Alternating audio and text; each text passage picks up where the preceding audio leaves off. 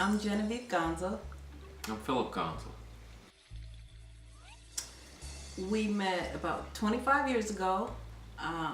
We were at Coco's right here on Michelinda in Colorado was it a happy hour or it was Well, like, it was happy hour, but how the story really goes, we did not argued about this. meet that night. No, we didn't. I was there by myself. It was a happy hour. I observed Genevieve across the room, and I was very, very, very intrigued and very in awe with her beauty and how she carried herself. I didn't have enough courage to go over and introduce myself, speak, say hello. I did leave that night thinking about her. Fast forward, it was either the next night or 2 nights later, I was in a gathering in Pasadena, actually a get together, and she was there. A couple of the guys that I was with knew her, asked them, walk me over, introduce me to her. So they did so. And me trying to be smooth and figuring out a way, how can I get her attention? How can I leave a lasting memory with her? I told a little lie. Hey, I met you last night. Of course. I said, no, you didn't. I didn't meet you. And then my pager went off and I left. So then another night rolled around and we bumped into each other again. So then you knew it was fate because we kept bumping into each other at that time. So then we finally had a chance to talk. We exchanged phone numbers. And we started off just talking on the phone. Phil would send me faxes because he worked for Star News. So he would send me my my astrology horoscope every day because he worked for Star News. So then our relationship just grew after that. But we were friends for a long time before we really got serious. Phil he's a gentleman. He was always a gentleman. Always opening the door for me, always making sure that I walked on the inside. And he does that to this day. And he just did so many things that nobody else did. Things that he treated me really special. And that stood out in the beginning of our relationship. Funny as heck, always has me laughing, and that was really big to me. We dated for a long time, about 5 years. I think he proposed in 94. We met in 91. He proposed in 94, and we got married in 96. Old school way. We invited a close couple of ours, close friends of ours, very good friend of mine that I've known over 30 years. We went to dinner. Went to a real nice restaurant, and I had the ring and waited sometime during dinner, took one knee, asked her would she marry me, and then handed her the ring. A little nervous. There was always that thought of maybe she might say no, but I believe in old school ways: courting, dating, marriage, then children.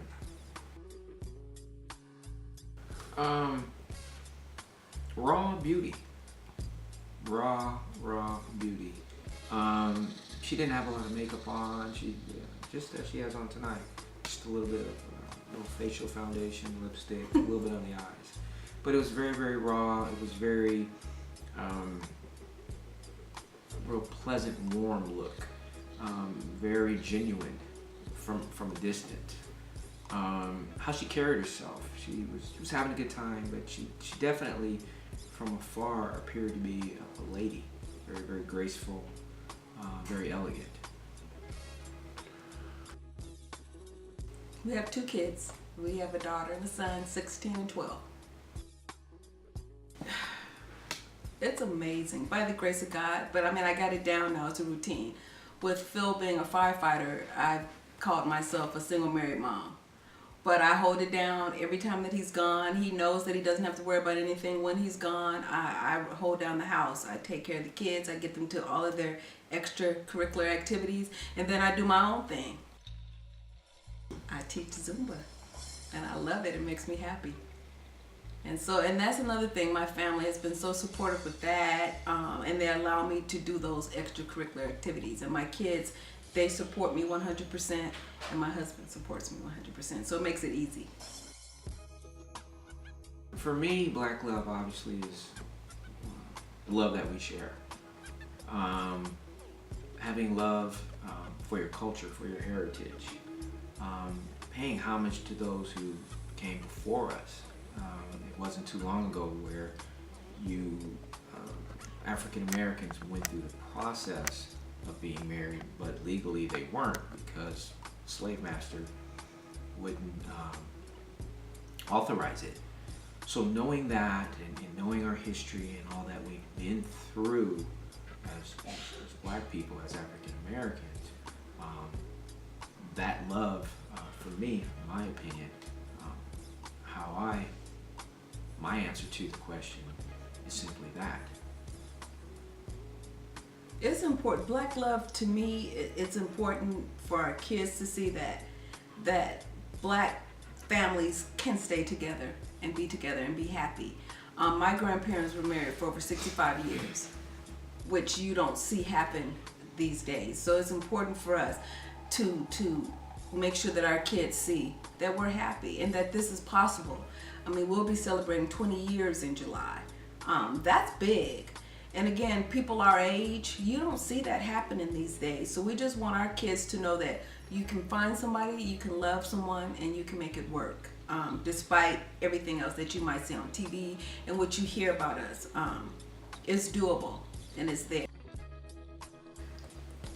That's a good question. Well, we're just continuously pushing our kids. My daughter will be graduating in a couple of years. My son, he'll be going into high school. I'm hoping that we'll be going to college graduation soon. I'm hoping that my Zumba expands. We're just continuing to hope for health and well-being. Well, that's obvious. The CEO is. That's obvious. If I can piggyback on what she said earlier, having a career as a firefighter, she takes care of business. She runs the household. I'm gone a lot. I just got back today. I've been gone for 2 days, and home today, and then I'm gone for another 2 days starting tomorrow morning. So, yeah, I'm very comfortable with that label, that title. She is the boss. She takes care of the household. She gets everything that needs to be done. If there's any emergency, she can handle it until I